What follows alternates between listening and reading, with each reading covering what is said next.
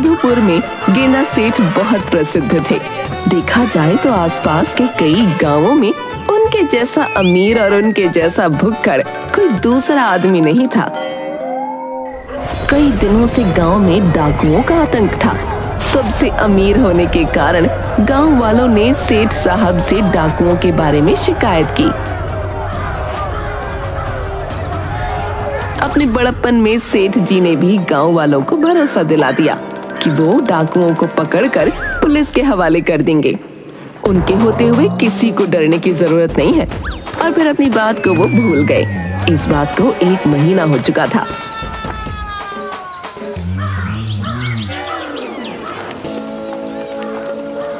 एक दिन सेठ जी एक भव्य महल में अपने खाने की बड़ी सी टेबल पर बैठे हुए थे। टेबल पर तरह तरह के पराठे, बटर चिकन, छोले भटूरे और मिठाइयाँ सजी थीं। यार, पनीर का पराठा और होता तो क्या ही बात होती। तभी उनका वफादार नौकर रोंदू थोड़ा घबराया हुआ सा अंदर आया। सेठ जी, आपको जंगल में जाना है। आपको पता भी है गांव वाले आपके बारे में कैसी कैसी बातें कर रहे हैं। अरे गांव वालों को छोड़ो, उन्हें क्या पता जिंदगी क्या होती है। अरे मैं इतना स्वादिष्ट खाना छोड़ के डाकुओं को ढूंढने जाऊंगा भला। अरे सेठ जी, यही वक्त है। मुझे डाकुओं के बारे में कुछ खबरें मिली हैं। रोंदू, तू समझता नहीं है। पहले ये खाना खा लेने दे। खाना खाने के बाद जो होगा सोचा जाएगा भाई। सेठ जी, आप गांव के मुखिया बनना चाहते हैं ना? अगर आपने डाकुओं को सफाया कर दिया तो समझ जाइए गांव वाले आपको ही मुखिया बनाएंगे। फिर तो आपको तरह तरह के खाने की चीजें मिलेंगी। हाँ, और गांव के सभी लोग आपके खाने के शौक को तो जानते ही हैं। वो फिर आपके लिए तरह तरह की चीजें लाएंगे। हाँ, अरे बात तो तू समझदारी की ही कर रहा है। अच्छा तो बता, क्या खबर है फिर? रोंदू सेठ जी को समझाते हैं। जंगल में डाकुओं ने अपना डेरा डाला हुआ है। अगर हम वहां जाएंगे मालिक, तो डाकू हमसे मिलने जरूर आएंगे और हम किसी ना किसी बहाने डाकुओं को पैसे देकर गांव से बाहर भगा देंगे। बस फिर हो जाएगा अपना काम। लेकिन एक बात बता कि बिना खाने के मैं भला जंगल में कैसे रहूंगा यार? अरे आप उसकी चिंता ही ना करो मालिक, अपनी बग्गियों में आपकी पसंद का खाना होगा। अरे सेठ जी, मुखिया से राजा बनते फिर आपको देर नहीं लगेगी, बता रहा हूँ। क्या कहा? राजा? तो फिर देर कैसी, तैयारी करवाओ, हम आज ही निकलते हैं रोंदू। राजा बन गया तो विदेशी खाना भी मिलेगा, लेकिन पहले ये जरा अचार खा लूं। वाह वाह वाह वाह। रोंदू मुस्कुरा दिया और सेठ जी के जंगल जाने की तैयारी होने लगी।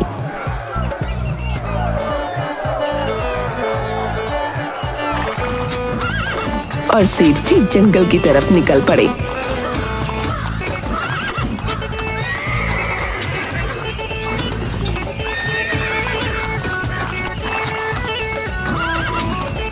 गेंदा सेठ रोंदू एक शानदार बग्गी में सबसे आगे जंगल के रास्ते पर जा रहे थे।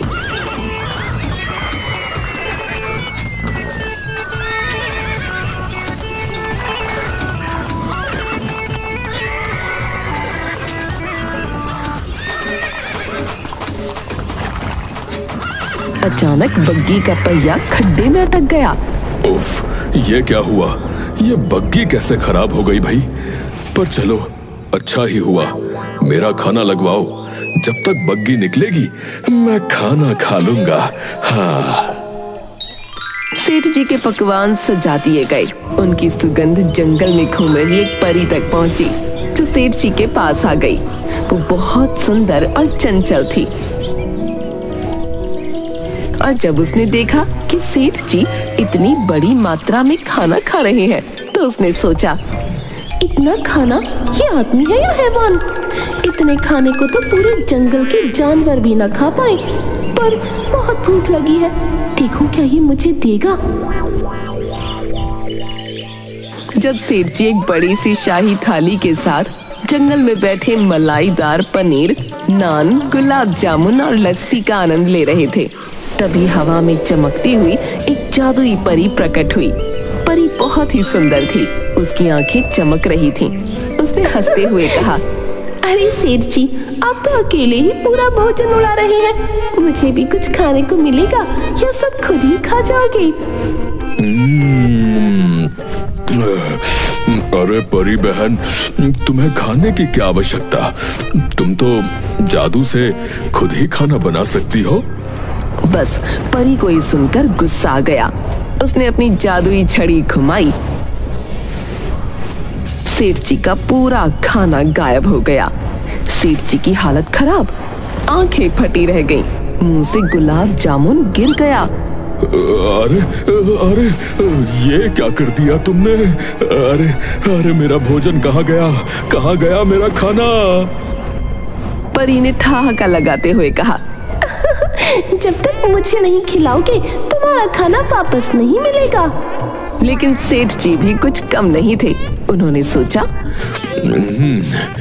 अगर ये परी गुस्से में है तो इससे मीठी मीठी बातें कर लेता हूँ और फिर इसको मना लूंगा। हाँ। सेठ जी ने धीरे धीरे मुस्कुराते हुए कहा, अरे परी बहन, तुम तो कितनी सुंदर हो। तुम्हारी चमक से तो सूरज को भी जलन आ जाए। तुम्हारी मुस्कान देखकर तो खाना खुद ही तैयार हो जाता है। परी थोड़ा शर्मा गई और खुश होकर बोली, अब ठीक है, तुम्हारा खाना वापस कर देती हूँ।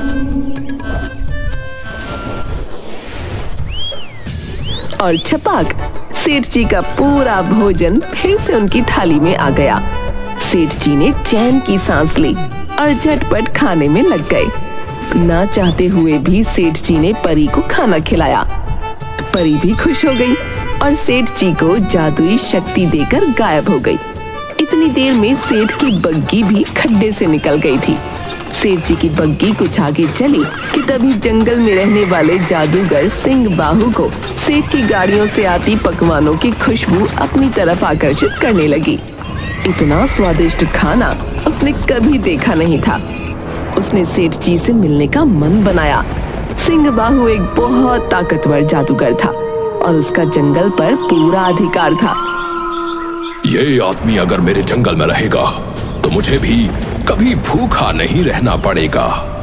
इसको अपने साथ रखूंगा तो पूरे जंगल में खुशहाली आएगी।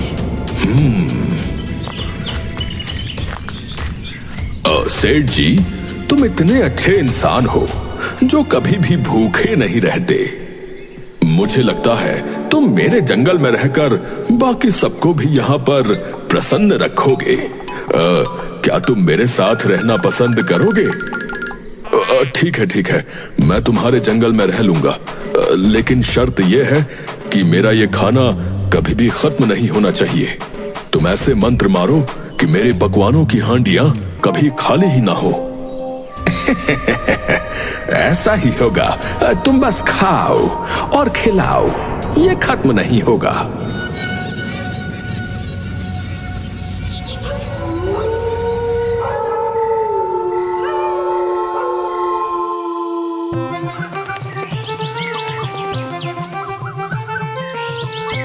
अब जंगल में भुक्खड़ सेठ जी का राज चलने लगा।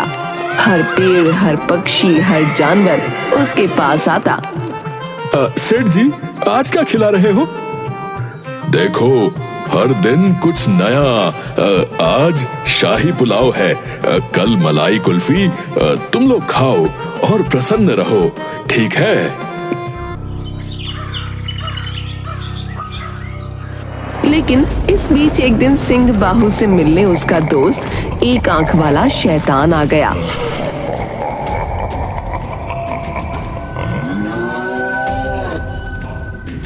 जब उसने सेठ जी का खाना खाया तो हैरान हो गया, पर उस शैतान को ये देखना अच्छा नहीं लगा कि भुक्खड़ सेठ जी का खाना जंगल में सबको मिल रहा था। जिसके कारण अब कोई किसी का दुश्मन नहीं था। सब मिलकर रहते थे, न कोई छोटा था न कोई बड़ा। उसने सोचा, आओ, अगर मैं इनका खाना चुरा लूं तो जंगल के सारे जानवर भूखे हो जाएंगे। आओ, और जब इनमें एकता खत्म हो जाएगी तो मैं इन्हें आसानी से खा सकूंगा। आओ, फिर सेठ जी के खाने के हिस्से भी कम हो जाएंगे। शैतान चुपके से सेठ जी के पास पहुंचा। शैतान ने एक आंख घुमाकर अपनी जादुई शक्ति लगाई और धीरे से सेठ जी के सामने रखा सारा खाना चुराकर अपनी पीठ पर लाद लिया। सेठ जी के पास परी से मिली जादुई शक्तियां थीं। उन्हें सब पता चल गया। उन्होंने भी परी का जादू चलाया। शैतान जितना खाना ले जाता उतना वापस आ जाता। आखिरकार शैतान थक कर बैठ गया। उसे देख सेठ जी ने हंसते हुए कहा, क्या तुम सच में समझते हो कि तुम मेरा खाना चुरा कर भाग सकोगे? आओ ढिक्की चिक्की, अब कोई नहीं बचा सकता तुम्हें। आओ। लेकिन सेठ जी ने शैतान को सबक सिखाने के लिए तुरंत अपनी चाल चली।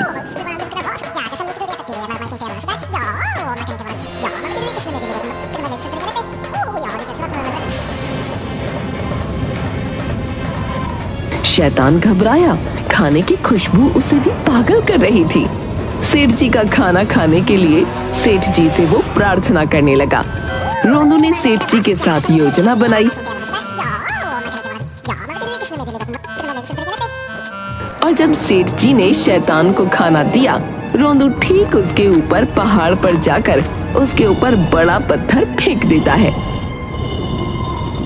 और देखते ही देखते शैतान मारा गया। लेकिन सेठ जी ये सब देखकर परेशान हो चुके थे। उन्होंने रोंदू से कहा, रोंदू, हम जंगल में राज करने नहीं आए हैं। हमें अपने गांव वापस चलना चाहिए। जी मुझे याद है, जल्दी से जल्दी डाकुओं को पकड़कर आपको गांव का मुखिया भी तो बनना है।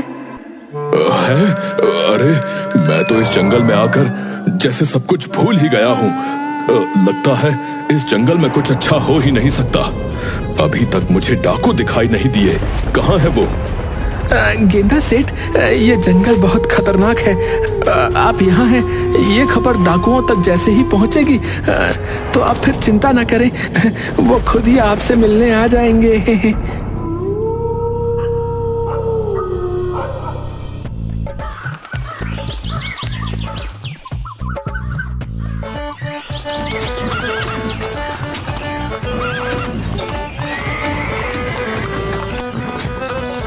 अरे रोंदू, मेरे खाने का सब सामान तो रख लिया था ना। मुझे और किसी की चिंता नहीं है। बस मेरा खाना जो है वो हर समय मेरे साथ होना चाहिए।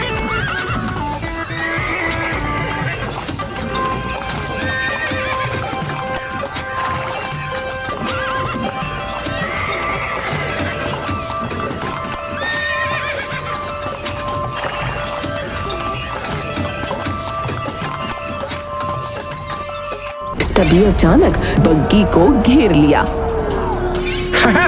हाथ ऊपर करो और जो है सब कुछ निकालो। भाई ये कौन है? ये तो कोई बड़ा आदमी लग रहा है। ये कोई बड़ा सेठ है। इसे किडनैप करके कुछ बड़ा पैसा मिलेगा। अरे ये हवा कितनी ताजी है। अगर इस समय गरम गरम पकौड़े और बढ़िया चाय हो जाए तो मजा ही आ जाए। अरे तुम लोग खड़े क्यों हो? तुमने सुबह कुछ नाश्ता किया था या नहीं? वैसे सुबह क्या खाते हो तुम लोग? क्या तुम हमें लूटने की चिंता छोड़कर हमारे खाने की फिक्र कर रहे हो? नहीं, पर तुम लोग खाते क्या हो? यही जानना था मुझे। देखो जरा पनीर के गर्मा गर्म पकौड़े हो जाएं तो मजा आ जाए। गेंदा सेठ, आपको मौत का डर नहीं है क्या? अरे भैया, खाना तो तब मजेदार होता है जब कई तरह के स्वादिष्ट स्वादिष्ट व्यंजन सामने हो और पेट भर जाए। लेकिन तुम लोग ये सब क्या जानो चुन्नी बाबू, बस दूसरों को लूटने में लगे रहते हो। बहुत हो गई बकवास। तुम्हारे पास जो भी है हमारे हवाले कर दो, वरना जान से हाथ धो बैठोगे। ठीक है, ले लो जो जो चाहिए। बस बता रहा हूं कि ये ब्रीफ केस नहीं दूंगा मैं। हाँ, इसमें मेरी सबसे कीमती चीज है। तो तुम्हारी ऐसी की तैसी, इधर लाओ ये ब्रीफ केस। वो ब्रीफ केस खोलता है और उसमें तरह तरह के सैंडविच और एक थर्मस में सूप निकलता है। डाकू जी, तुम्हारे लिए हमने खास खाना बनवाया है। अरे वाह वाह, ये तो शानदार लग रहा है। बहुत सारे पकवान, खाना खाओ, फिर जो भी करना हो वो करते रहना। हाय, हम तो पैसे लूटने आए थे और ये हमें खाने के लिए बुला रहे हैं। देखो यार, तुम लोग सोच रहे होगे कि पैसे ले लें, पर ये स्वादिष्ट खाना तो पैसों से भी ज्यादा मजेदार है। गेंदा सेठ, तुमने हमारे दिमाग का दही कर दिया है। हाँ, हम तो तुम्हें लूटने आए थे और तुम हमें खिला रहे हो। हाँ। अरे, अब मेरी गाड़ी में तो यही खजाना मिलेगा ना। लो, ये लो, खीर खाओ भाई तुम। ये कचौड़ी कानपुर की है और बिरयानी हैदराबादी, लखनऊ के कबाब, मैसूर पाक। अरे, अभी तो आधे डब्बे भी नहीं खुले और देखो। एक दूसरे को देख रही हैं। उन्होंने कभी ऐसा कुछ नहीं देखा। अरे ओ मोटू सेठ, जल्दी से अपनी सारी दौलत निकाल, वरना तेरी हड्डियां तोड़ दूंगा। भाई, दौलत? कैसी दौलत? मेरे पास तो सिर्फ ये गर्मा गर्म खाना ही है। क्या तेरा मतलब तुझे सोने चांदी से ज्यादा खाने से प्रेम है? सोने चांदी खाकर पेट थोड़ी ना भरता है भाई। असली दौलत तो ये चिकन बिरयानी और मलाई कोफ्ता है। अरे वाह, बिरयानी, मलाई कोफ्ता। ठहर, पहले हम ये खा लें, फिर तो इसे लूटेंगे हैं। अरे भाई, जितना मर्जी खाओ, सब फ्री है। हाँ। जैसे ही डाकुओं ने बिरयानी और कोफ्ते खाने शुरू किए, अरे बाप रे, अरे मोरी भैया, अरे जीभ जल गई। अबे ये खाना है मिर्ची का पाव है। हाय रे, मेरी आते है, पेट में आग लग गई है भैया, धुआं आ रहा है। अबे पानी लाओ, नहीं तो मैं जल जाऊंगा। असल में सेठ जी ने पहले ही अंदेशा लगा लिया था कि कोई उनका खाना चुराने आएगा, इसलिए उन्होंने खाने में ढेर सारी लाल मिर्च और हरी मिर्च मिला दी थी।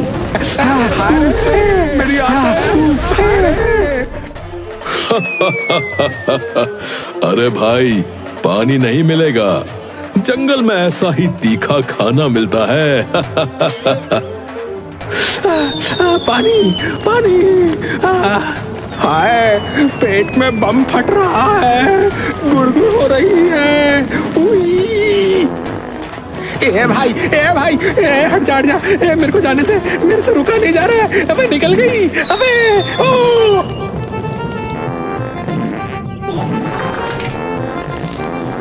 अरे, मैं तो बेहोश हो रहा हूँ, लूज मोशन से लग रहा है कि मर ही जाऊंगा। भगवान। सेठ जी, बस करो, हम लूटपाट छोड़ देंगे, हमें माफ कर दो। सरदार, क्या तुम्हारे लिए एक और पराठा बना दूं?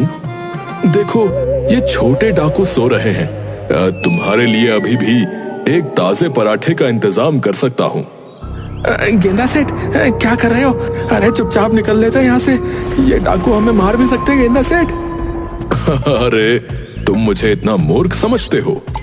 माना कि मैं भुक्कड़ हूँ, पर मैं मूर्ख नहीं हूँ, और मारना तो इनका काम ही है, तो इसीलिए मैंने खाना खिलाकर इनकी सारी ताकत पहले ही खत्म कर दी है। अब इनसे कुछ नहीं हो पाएगा। गेंदा सेठ ने परी की शक्ति से डाकुओं को रस्सी से बांध दिया और उन्हें उड़ाते हुए जंगल से बाहर ले चला।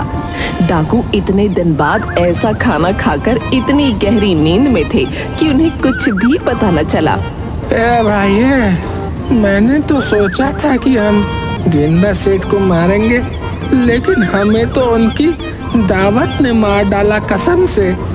मुझे तो लग रहा है जैसे कि मैं हवा में उड़ रहा हूँ यार। अगर मुझे पता होता कि ये खाना खिलाकर हमारा दिमाग और शरीर दोनों निकाल देंगे तो कभी नहीं आते। मेरा शरीर भी उड़ रहा है।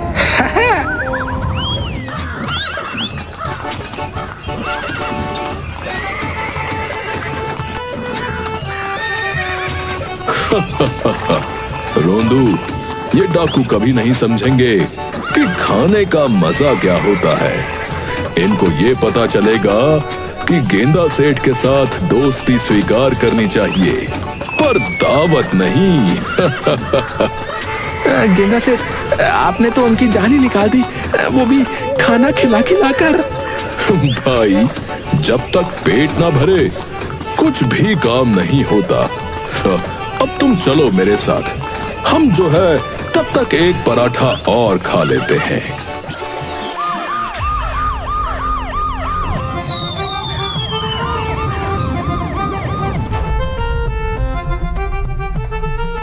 गेंदा सेठ डाकुओं को पुलिस के हवाले कर देते हैं और भुक्खड़ गेंदा सेठ गांव के मुखिया बन जाते हैं।